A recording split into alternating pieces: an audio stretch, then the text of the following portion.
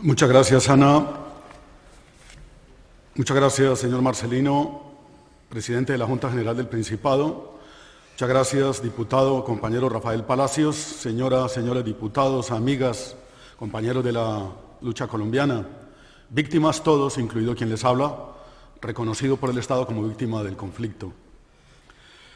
Saludo de manera muy especial al tocayo Javier Arjona, a Daniel, a las personas que han viajado a Colombia como Carlos Meana en el transcurso del conflicto en los últimos 18 años y a la gente de Sol de Paz que nos han acompañado junto con Amnistía Internacional y otras organizaciones en todo este larguísimo recorrido buscando la paz y dar a conocer lo que ocurre en Colombia.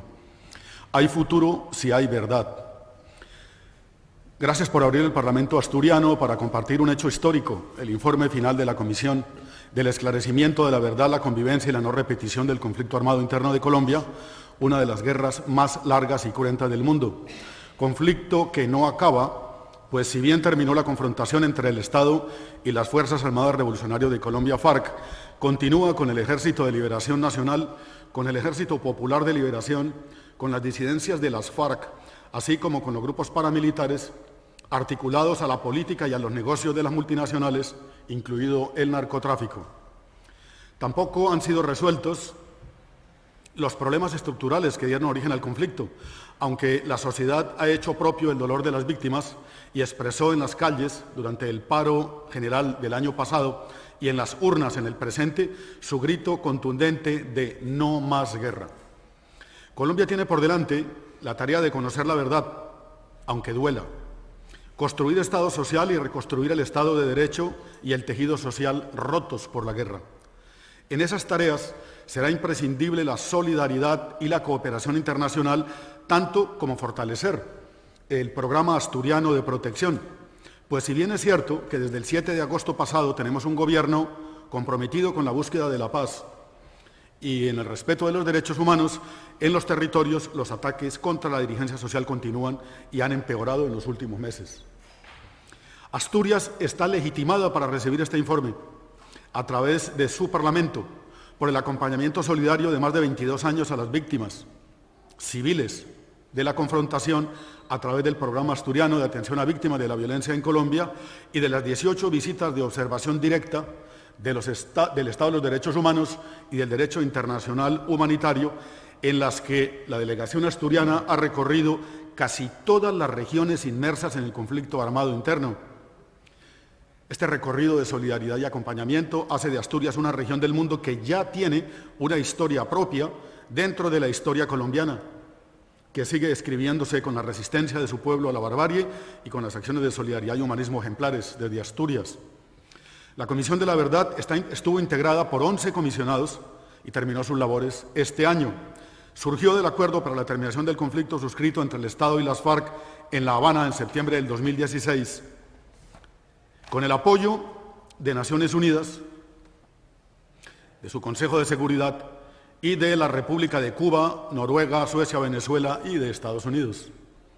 La Comisión, junto con la Unidad de Búsqueda de Personas Dadas por Desaparecidas y la Jurisdicción Especial para la Paz, forma parte del Sistema Integral para la Paz, que ayudó a diseñar el abogado español Enrique Santiago Romero, asesor en su momento de las FARC en La Habana y desde hace 22 años cofundador del Programa de Protección cuando era secretario general de SEAR. La comunidad internacional, que conoce las guerras, aprecia el Acuerdo de Paz de Colombia como una de las noticias positivas en un mundo lleno de conflictos y como una de las negociaciones más serias entre un Estado y una insurgencia poderosa e invicta. El método de la Comisión de la Verdad. Primero se escuchó a las víctimas, civiles y militares. Luego, y tras un trabajo de investigación para tener contextos, se formularon las hipótesis que explican los hechos de la guerra, algunas de las cuales voy a relacionar luego. La Comisión de la Verdad no es un organismo judicial, por eso su verdad no es forense. No ha sido su tarea determinar responsabilidades penales. Eso le corresponde a la Jurisdicción Especial para la Paz, también surgida del acuerdo con las FARC. Pero la Comisión de la Verdad sí aborda las responsabilidades históricas éticas y políticas de carácter colectivo. Y si se refiere a responsabilidades individuales, es solo cuando es indispensable para comprender mejor lo que ha ocurrido. La tarea de la Comisión de la Verdad ha sido armar un rompecabezas que se presenta en 11 libros y 2 anexos. Los libros son Hallazgos y recomendaciones, No matarás, relato histórico del conflicto. El tercero, Colombia adentro, relatos territoriales del conflicto. El cuarto, Hasta la guerra tiene límites, violaciones de los derechos humanos, infracciones del DIH y responsabilidades. El quinto, Mi cuerpo es la verdad, experiencias de mujeres y personas de la comunidad LGBTI en el conflicto armado colombiano. El sexto, Sufrir la guerra y rehacer la vida, impactos, afrontamientos y resistencias. El séptimo, Resistir no es aguantar, violencias y daños contra los pueblos étnicos colombianos. El octavo, La Colombia fuera de Colombia, las verdades del exilio. En ese tomo, La Colombia fuera de Colombia, las verdades del exilio, está una parte de la historia del programa asturiano, puesto que formamos parte de la Comisión de la Verdad y se aportaron documentos, fotos, relatos, informes que están en la Jurisdicción Especial de Paz y en la Comisión de la Verdad y que están recogidos en este tomo que está aquí. El octavo, el noveno, No es un mal menor, niños y niñas y adolescentes en el conflicto armado. El décimo, Cuando los pájaros no cantaban. El undécimo, Historia del conflicto armado en Colombia, volumen testimonial. Los demás son anexos que complementan estos textos. La verdad histórica de un conflicto armado es una tarea monumental y sus hallazgos pueden parecer fragmentarios, pero siguen siendo una verdad que exige decisiones éticas y políticas que eviten la repetición. ¿Qué originó el conflicto? Colombia no ha vivido el conflicto en medio de una dictadura, pero las restricciones a las libertades básicas han estado presentes a lo largo de los últimos 80 años. Desde 1991, una constitución política garantista, fruto de los acuerdos de paz con las guerrillas, Movimiento 19 de Abril, M19, Ejército Popular de Liberación, EPL, Partido Revolucionario de los Trabajadores, PRT, y el Movimiento Armado Indígena, Quintín Lame, dieron origen a esa Constitución. Sin embargo, gran parte de los derechos allí consignados quedaron sin aplicación práctica por el efecto perverso del modelo económico neoliberal que privatizó con violencia a partir de los 90 las funciones del Estado y por el agudizamiento de la guerra que hizo posible la aplicación del modelo. La guerra colombiana no se inició porque un día alguien tuvo la idea repentina de salir a matar gente o de bombardear pueblos. Todo ocurre y ocurrió en un complejo sistema de inequidad y de exclusión violenta que hunde sus raíces medio milenio atrás y que se agravó en las últimas décadas con el narcotráfico y con el desembarco masivo de las grandes corporaciones transnacionales. Un factor clave en el origen del conflicto, además de la inequidad y de la exclusión violenta e impune, agravada por el modelo económico neoliberal, es la presencia de armas en la política y la nociva doctrina del enemigo interno sembrada en la formación de los militares por los asesores de Estados Unidos y de Israel. El uso del poder desde el Estado y de los grupos paramilitares para perseguir a muerte opositores se volvió normal. La violencia política normalizada durante 6 décadas y la mezcla de política y narcotráfico generó el asesinato de candidatos a la presidencia, de distintos cuerpos legislativos, mataron congresistas, diputados, concejales, alcaldes de distintos partidos, se estigmatizó al adversario hasta el extremo del genocidio político reconocido en cortes internacionales contra la Unión Patriótica, el Frente Popular y el Movimiento a Luchar.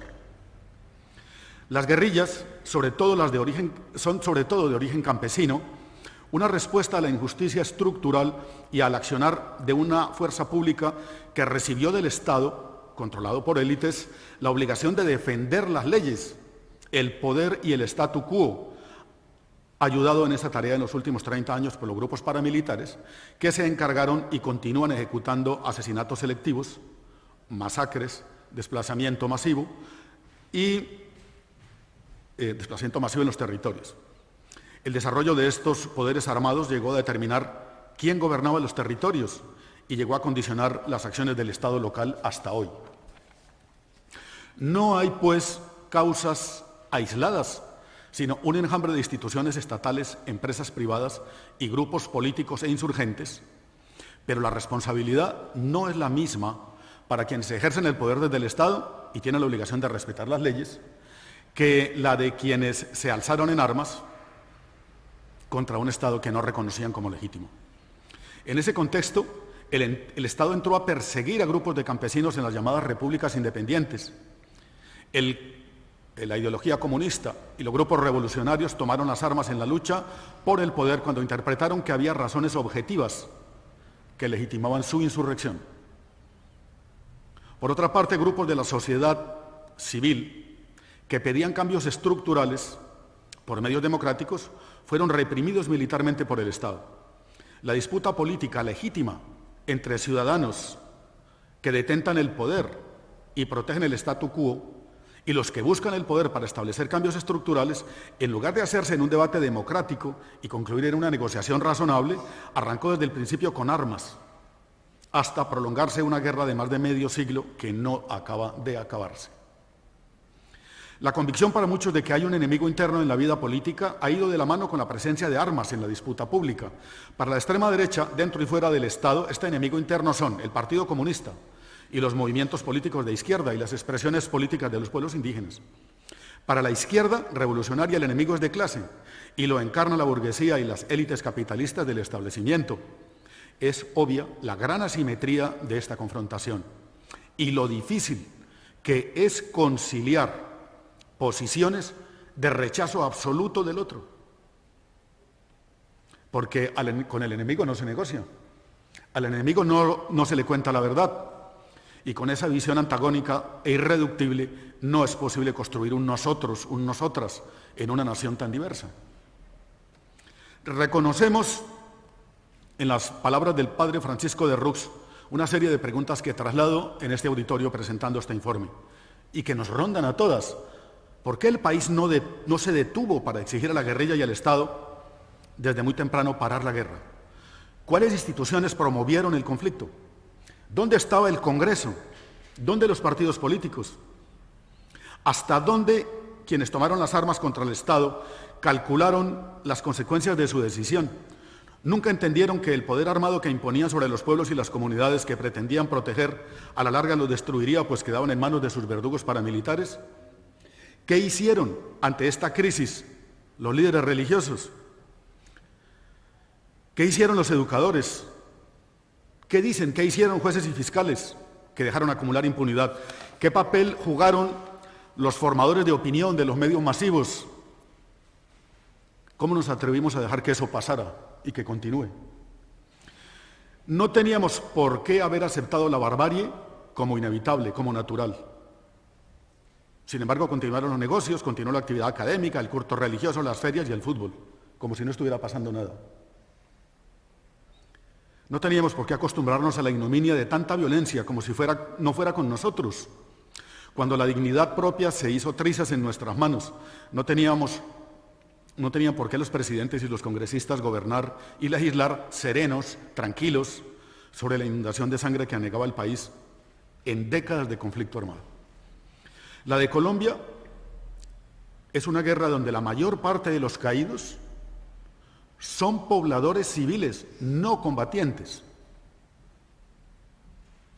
Civiles asesinados por paramilitares, por guerrillas, por fuerzas del Estado. Entre militares e insurgentes se cometieron crímenes de guerra, crímenes de lesa humanidad contra la población civil, y las fuerzas del Estado los acrecentaron en su alianza perversa con los grupos paramilitares. Este conflicto no fue en su origen una guerra por el negocio del narcotráfico. Los narcotraficantes sobornan y asesinan para proteger o ampliar su negocio, pero no dan la vida por lo que consideran el bien común o un ideal revolucionario.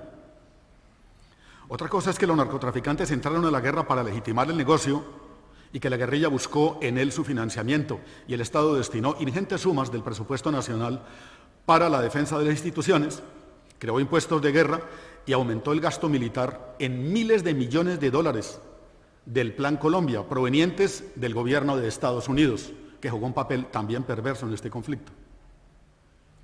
Colombia se llenó de ejércitos, se llenó de odios. Al tiempo que se despojaba con violencia las tierras de los campesinos, se incrementaron los agronegocios, se despojó a los sindicatos y a los trabajadores de derechos, creció el narcotráfico, se permearon las instituciones y los segmentos sociales, y las multinacionales mineras y petroleras rompieron a mayor ritmo los territorios y las comunidades. En estos sectores que he nombrado están los beneficiarios directos de la guerra que están consignados en el informe. Los hechos más graves del conflicto.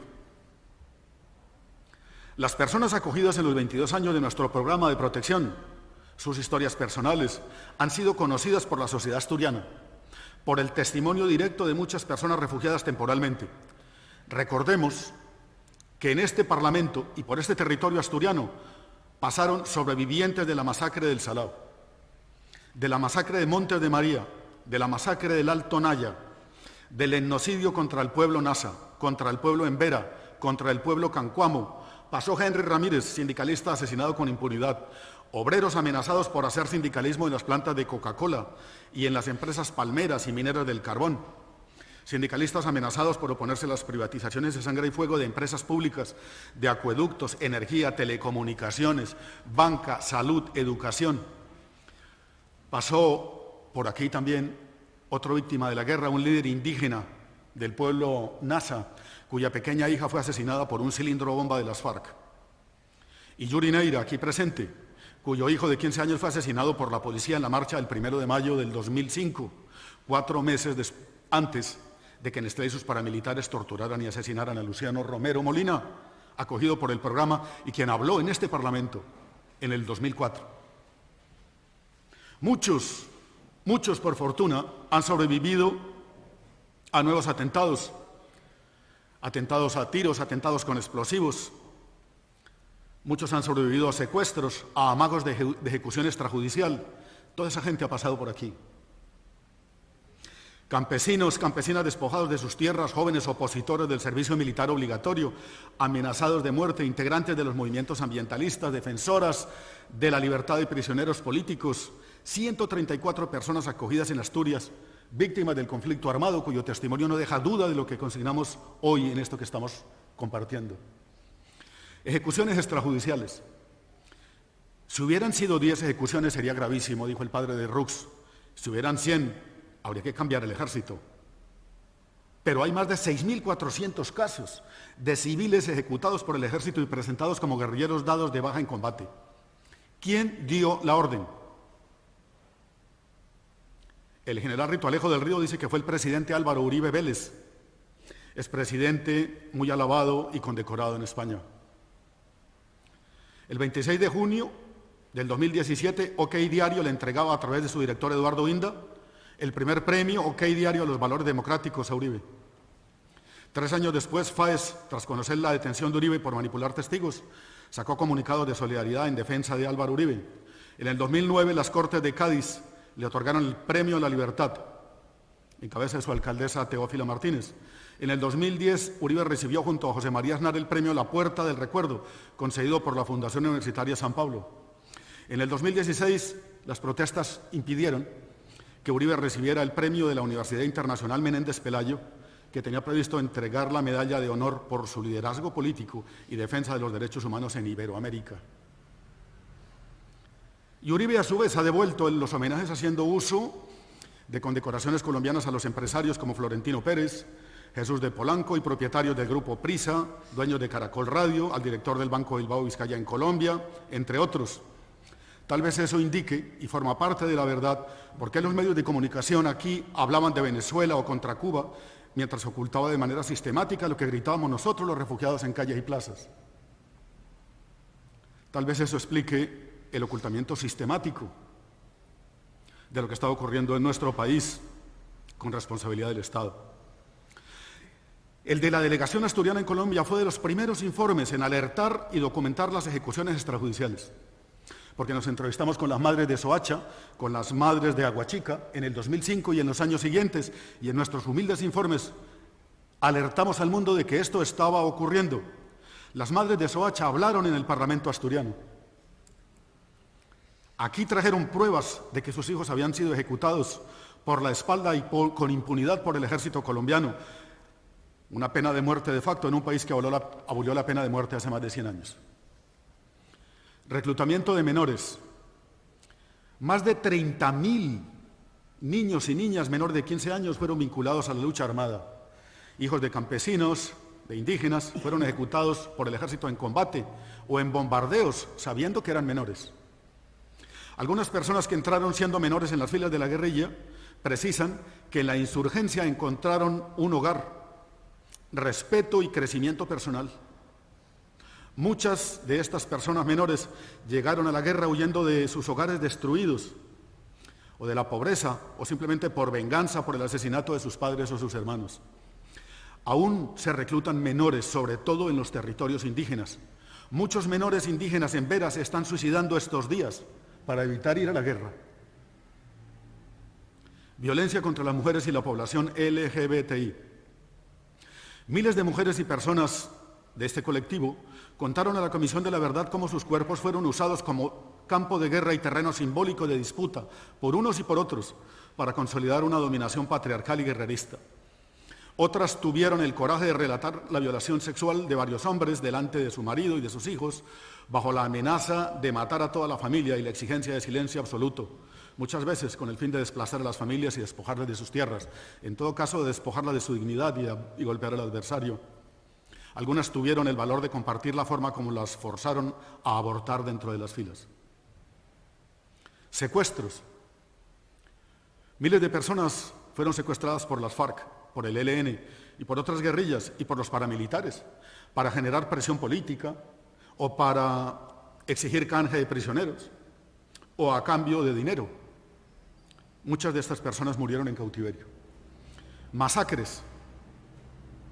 Las masacres fueron perpetradas por todos los grupos y el análisis del Centro Nacional de Memoria Histórica demuestra que la mayor parte fueron ejecutadas por los paramilitares con el apoyo de miembros de la fuerza pública. Desapariciones forzadas. Vivos los queremos, vivos se los llevaron. Es el grito presente en las movilizaciones populares todavía hoy. Son, señor presidente, compañero Rafael Palacio, señoras diputadas, más de 110.000 personas desaparecidas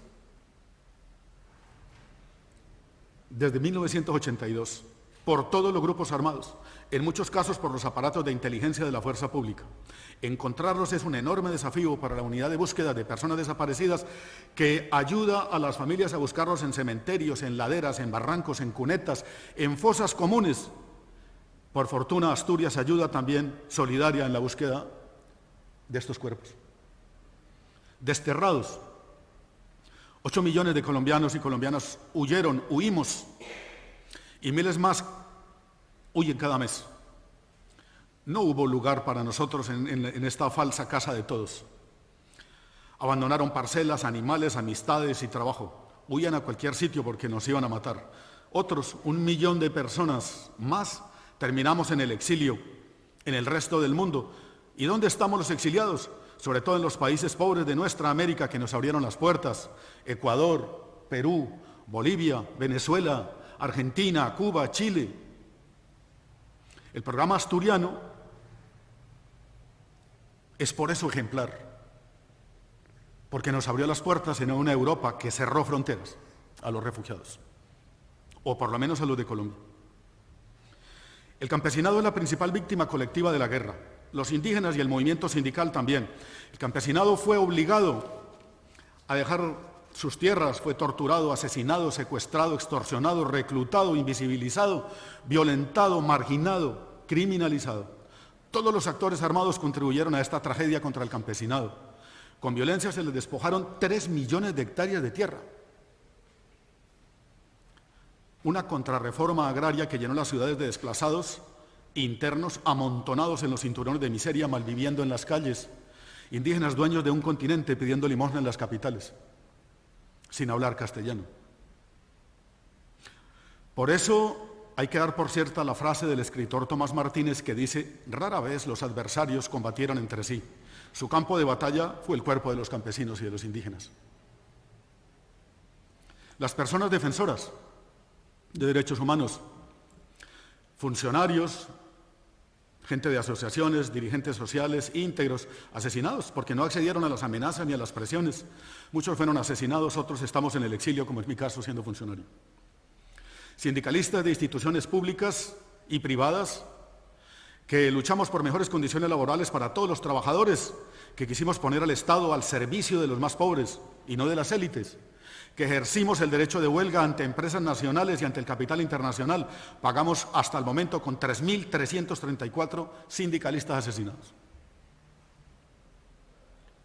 Jóvenes universitarios, entusiastas de la construcción de sociedades cultas, sin exclusiones ni desigualdades, a quienes se les sigue matando sus expresiones de audacia, de resistencia, aunque pinten grafitis, hagan música y dancen. Líderes espirituales, sabios indígenas, afrocolombianos, religiosos de la teología de la liberación, juventudes inspiradas, siguen siendo asesinadas en campos y veredas,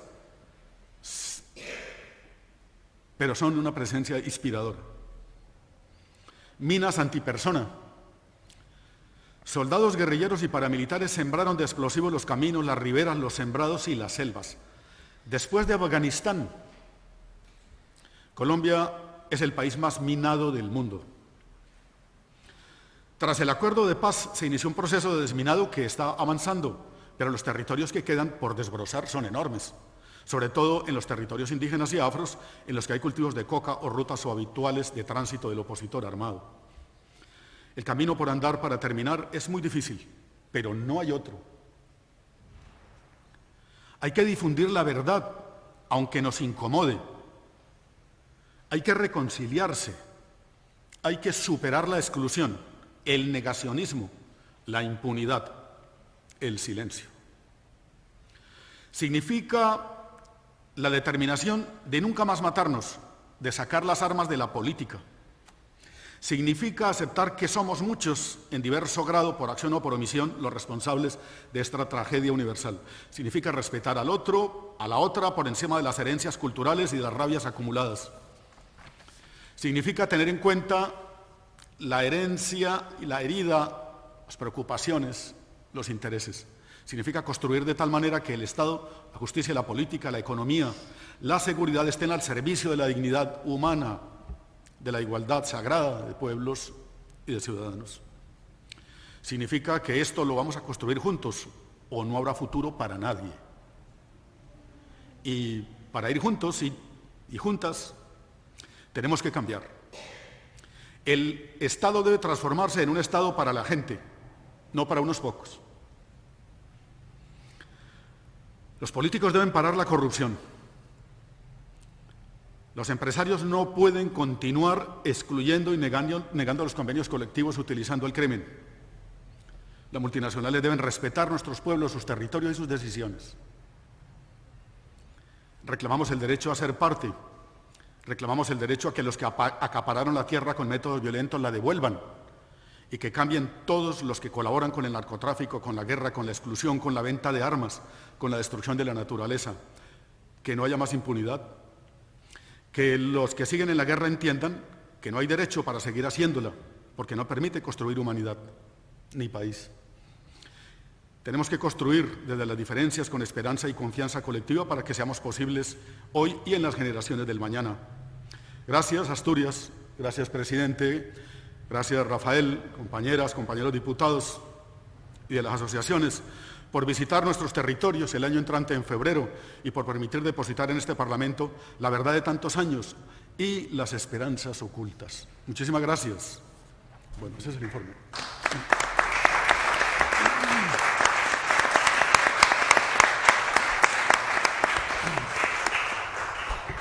Muchas gracias. Ha concluido el acto con... al final no. Gracias.